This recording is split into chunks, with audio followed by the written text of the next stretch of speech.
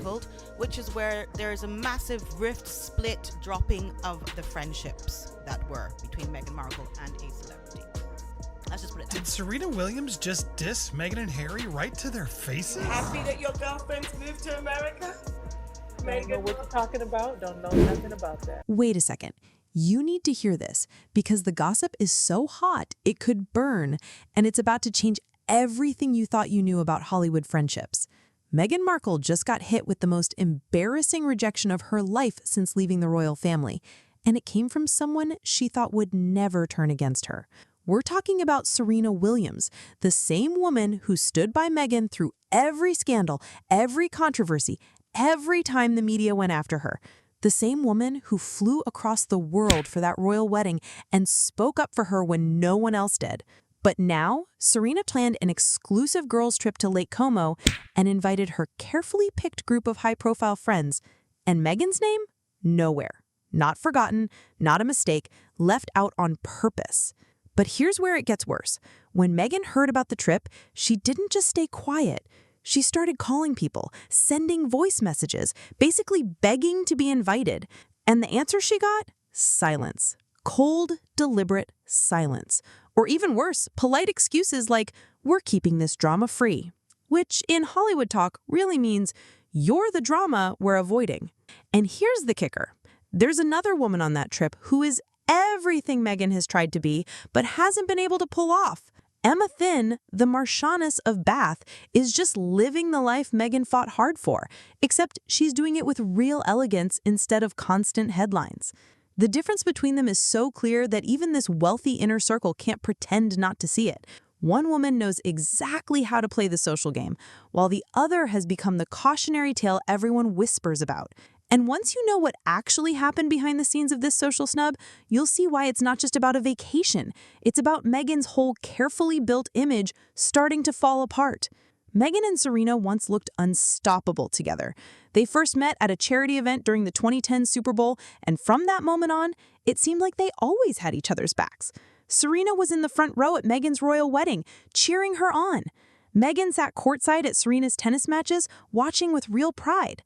But this friendship didn't just slowly fade away. It broke apart piece by piece. A lot of insiders say they saw it coming. They claim that as Meghan's fame grew, so did the feeling that every hangout, every talk somehow turned into being about her life or her problems. Group chats became awkward. Invitations stopped coming. Fun moments started to feel stressful. Serena, always the calm one, finally made it clear what she wanted: peace, loyalty, and no more drama. I never heard of her. Don't know her. People close to their circle started admitting that Meghan's nonstop headlines and her constant need to be the center of attention tired everyone out. One person put it bluntly, she just made every room feel tense. While Serena kept moving forward, focusing on her family and real relationships, Meghan stayed stuck in her own spotlight, not knowing how to step out of it gracefully. What once seemed like a friendship that could never break apart slowly fell apart. Their bond didn't end because of a big scandal, but because of pure exhaustion and a big change in what they both valued. The message was clear. Not every friendship can survive the pressure that comes with a changing public image. Now let's talk about Emma, who has quietly taken over the social scene in her own way. Her story is about quiet confidence and real strength. Her dad is a self-made Nigerian billionaire. Her mom is an English socialite. And Emma grew up knowing exactly how to move through powerful circles without ever needing to steal the spotlight. I'm Tish Weinstock, and I'm a proud member of the Scots community. I'm a mum of two. She became Britain's first Black Marchioness with quiet confidence, never needing a big show. Instead of running after the spotlight, Emma built her own name by supporting charities and earning true respect from the old money crowd. She danced with grace on Strictly Come Dancing, worked with top fashion designers, and turned her food brand into a real success, all without a single scandal. What makes Emma stand out is her elegance. People say she lifts up everyone around her and never brings drama, which is exactly why she was front and center at Lake Como. She blended in perfectly, stayed calm, and let her actions do all the talking. Emma's journey is everything Meghan once dreamed of. She broke barriers, earned her place at the table, and changed how people think. The difference is that Emma did it by adapting, quietly building connections, and letting her real self shine. Meghan tried to force the doors open, but Emma just walked through them, welcomed at every step. That's why the difference between them is so hard to miss. In their world, true class and consistency will always outshine controversy and constant image makeovers. And that's the simple truth that now leaves Meghan standing outside, looking in. Now, let's get into what really happened at Lake Como. Because once you know the details and the timing, you'll see just how harsh this snub was for Meghan's image. This wasn't some random weekend trip thrown together at the last second. It was a carefully planned, ultra-exclusive getaway held at one of the most desired estates in all of Italy. And it just so happened to take place right around August 4th, Meghan's 44th birthday. Her birthday celebrations, likely at her home in Montecito with Prince Harry and their children, and of course preparing for yet another product launch for her business as ever. Meghan has seen rave success with her brand launches thus far, all of which have sold out in a matter of days. Yes, that's right. The exorbitantly expensive pots of jam, gone. The special honeycomb jars with their honeycomb inside them, gone. And unsurprisingly, the wine also. The place was nothing less than breathtaking. Villa d'Este, the famous five-star palace hotel in Cernobbio that has welcomed royalty, celebrities, and billionaires for more than 100 years. We're talking floating pools, private boat rides, and wide terraces looking out over sparkling blue waters. The kind of place where George and Amal Clooney have their own villa just down the shore, where Chanel puts on their cruise fashion shows, and where privacy isn't just expected, it's guaranteed. The guest list was like a roll call of the most sophisticated and powerful women. Emma, of course, was the star of the group. There were fashion executives from top European brands, a former UN Goodwill ambassador whose name opens doors on 3 continents, philanthropists who quietly donate millions without asking for credit, and business leaders who've built entire empires while keeping their grace. These weren't loud social media influencers or reality TV stars chasing fame. These were women who knew that real power doesn't shout, it whispers. But here's where it turns crushing. While these elite women were posting little hints of their Italian dream trip on social media, Meghan was back in Montecito, spending her 44th birthday with only her close family. The difference couldn't have been bigger. While Emma was sipping champagne on a Lake Como terrace, Meghan was blowing out candles at Funk Restaurant in Beverly Hills, thanking her husband and her friends and family for making her day special. But who were these friends? Missing from her birthday party were all the big celebrity names that used to be part of her inner circle. It was her 44th birthday. Happy birthday to you and all that. But on Instagram, well, there weren't really any famous friends posting birthday wishes for Meghan. The most painful part? Not one person from that Lake Como trip mentioned her birthday. No Instagram stories, no public posts, not even any leaked private texts. The silence was loud and intentional. These were women who once shared group chats with her, who used to celebrate each other's milestones, who always showed up for big moments. But on August 4th, 2025, their silence said everything. When Meghan first heard about this trip, she didn't just sit around hoping for an invite, she worked for it. Sources say she reached out to several people going, not just Serena. She sent polished text messages saying how much she'd love to come, left voice notes about wanting to reconnect, and even asked mutual friends to vouch for her. The replies were painfully polite. "We're trying to keep this really intimate," was the go-to excuse. The harshest one came from someone who simply said, "This one's about peace and quiet." In Hollywood language, that's code for "you're the drama we're staying away from." And hearing that while you're planning your own birthday party, that's a special kind of embarrassment that really stings. To save face, she posted an over-the-top birthday greeting to herself. But while Meghan was scrambling to hold on to her social status and keep some dignity on her 44th birthday, her business projects were falling apart faster than a house of cards in a storm. The timing couldn't have been worse. or better, depending on who you ask. As pictures from Lake Como slowly appeared on social media, Meghan's career failures were becoming harder and harder to ignore. Here's the timeline that made it even more painful. Just days before her birthday, reports confirmed that her Netflix show, With Love, Meghan, had completely flopped. The lifestyle series, meant to show off her domestic goddess side, turned into one of Netflix's biggest letdowns of 2025. Even though it briefly made it into the top 10, it quickly sank to number 383 on the most watched list, with only 5.3 million total views. To put it in perspective, reruns from 2007 did better. Critics ripped it apart right around her birthday week. The Guardian called it toe-curlingly unlovable. The Telegraph said it was an exercise in narcissism. Even audiences were harsh, giving it a 3.2 rating on IMDb and 36% on Rotten Tomatoes. The general opinion? Meghan came across as fake, trying too hard to be perfect and totally out of touch with everyday people. Reading those reviews while spending your birthday with a much smaller circle of friends? Ouch. Then there was the American Riviera Orchard trademark mess, which had been dragging on for months.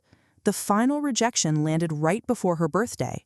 The U.S. Patent and Trademark Office had denied her application multiple times because American Riviera is just a nickname for Santa Barbara, where she lives. You can't trademark a location name, it's basic trademark law. And somehow, her team missed that.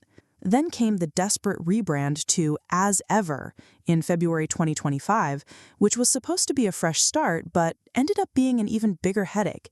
There was already a New York fashion label using that name since 2015. On top of that, a small Spanish village called Puejoer claimed her logo looked almost identical to their centuries-old coat of arms. The mayor even called it out publicly, sparking international embarrassment just months before her birthday. And that wasn't the only trouble. Insiders say Meghan's been acting erratic lately, especially after her Netflix cancellation, and word spread that her contract wouldn't be renewed past September.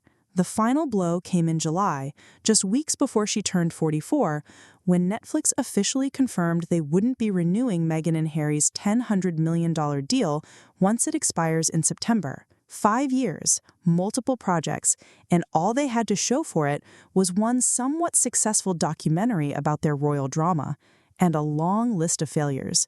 So imagine this. You're turning 44. Your old friends are partying in Italy without you. Your business plans are falling apart for everyone to see. Your Netflix deal is over. The only people still happy for you are your close family and a few loyal workers. Meanwhile, Emin is enjoying himself on Lake Como, showing off everything you tried to be but could not keep up with. When you are losing money fast, losing trademark fights, getting bad reviews from almost everyone, and watching your group of friends get smaller right in front of you, the rich and famous notice. No one wants to be linked with failure, especially when it is this public, this avoidable, and happening right during your birthday celebrations. What is going on in Hollywood behind closed doors is even more interesting than the Lake Como snub. When you look closely at the way top celebrities are slowly stepping away from Meghan, you see this is not about one bad day or a small misunderstanding. This is a planned business move that is made to look like a personal choice. Celebrities are cutting ties everywhere. I already told you before about how Meghan and Katy Perry were not getting along even though Prince Harry wanted to be friends with Orlando Bloom. We have also heard that Prince Harry and Meghan are no longer close with the Beckhams. Let us start with the biggest names. Oprah Winfrey, the one who pretty much started Meghan's career after leaving the royals with that big interview in 2021, has now gone completely quiet. No birthday messages, no social media likes, no new projects together. This is the same woman who once called Meghan "my daughter girl" and defended her in public, but now she is keeping a safe professional distance. When Oprah stops answering your calls, that is not just being tired of the friendship, that is protecting her own brand. Tyler Perry, who gave Meghan and Harry a safe home in his Beverly Hills mansion when they left the royals, has also faded away. The man who became godfather to their daughter Lilette and gave them full support is now missing from their close circle. People close to Tyler say he is working on projects without media drama, which is another way of saying Meghan's problems are not worth the trouble anymore. Even Gayle King, Oprah's best friend and one of Meghan's biggest cheerleaders, is now staying neutral. She still says nice things when she is asked about Meghan, but her strong support has been replaced with very careful answers. In Hollywood, that kind of change from someone who used to back you up means things have shifted. This is not just about friends, it is also about business. Big entertainment bosses who once wanted Meghan for deals are now nowhere to be found. That Disney deal everyone talked about is gone. The Spotify podcast deal ended early, with reports of frustration over her work habits and the quality of her content. Those fashion brand deals that seemed certain, total silence. One Hollywood insider, speaking without using their name so they don't get in trouble in the industry, said it simply. Nobody wants to be the next person linked to a Meghan Markle headline. Every project turns into being about her. Every partnership turns into her drama. And honestly, that's tiring for brands that just want to sell products or make shows. She's so desperate now that she's even trying to get a spot at the toxic table, which is what people call Whoopi Goldberg's show, The View. The worry isn't only about bad press, it's about brand contamination. When you're connected to someone who stirs up drama every time they do something, it messes with your other deals, your other projects, and how networks and studios see you. Sponsors get worried, investors start asking questions. The choice becomes easy. The little bit you might gain isn't worth the huge headache. What makes this mass exit extra harsh is how quiet it's been. No one is putting out statements or giving reasons. They just stop calling. Invitations disappear. Meetings get pushed off forever. In Hollywood, where relationships are everything, that kind of ignoring is social death. And the fact that this happened right around Meghan's birthday, when she was already feeling left out, makes it sting even more. Watching your work connections vanish while you're supposed to be celebrating another year of life isn't just a job problem, it's a personal crisis. But maybe the biggest proof of Meghan's fall from grace isn't in Hollywood meeting rooms or fancy Italian parties. It's happening right in her own neighborhood. Montecito, the super exclusive place where she and Harry spent $14.7 million on their mansion, basically treats her like a visitor, not a beloved neighbor. The local Montecito Journal, which covers the social scene for the rich and famous who live there, made a shocking move in their 2025 women's issue. Even though Meghan is probably their most famous female resident, they left her out of their feature on influential women. Instead, they focused on local givers, artists, and business owners who've quietly helped the community for decades. The message was clear. Being famous doesn't automatically make people respect you, and buying a big house doesn't make you part of the family.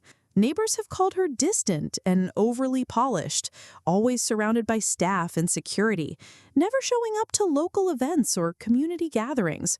One longtime resident told a reporter, she acts like she's visiting instead of living here. There's no warmth, no real interest in being part of what we built. That's harsh, especially coming from people who have happily welcomed Oprah and Ellen DeGeneres in the past. Sources say the former royal is panicking now that Netflix won't renew her $100 million deal. And the difference between her and other celebrity neighbors is huge. Oprah throws fundraisers for the community. Ellen used to help local shops and charities before she left. Even newer residents like Ariana Grande have been seen at farmers markets and local restaurants, making real connections. Meghan, even after living there for over 5 years, is still an outsider because she chooses to be. Local shop owners have noticed the same thing. While other stars come in person, Meghan's team does all her shopping for her. One boutique owner said, "We've had her assistants come in, but she's never been here herself. It feels very businesslike." And the most telling part? When Meghan had her 44th birthday dinner at Funk Restaurant, it wasn't even in Montecito. She drove to Beverly Hills to celebrate. That says a lot about how comfortable she feels in her own town. Meanwhile, Emin was having the time of her life on the shores of Lake Como, surrounded by women who truly wanted to be with her. This kind of local rejection matters because Montecito isn't just any neighborhood. It's a close, powerful community where people care more about being real than being famous. If you can't even win over the people who see you all the time, it shows something important about how you live your life. And that reputation, good or bad, spreads far beyond your zip code. From Lake Como snubs to business failures, from Hollywood turning away to her own town keeping its distance, Meghan's carefully built image is falling apart. While Emma rises quietly with grace, Meghan's loud pushback has left her alone on her own birthday. The Queen has fallen, and there's no way back from this social execution.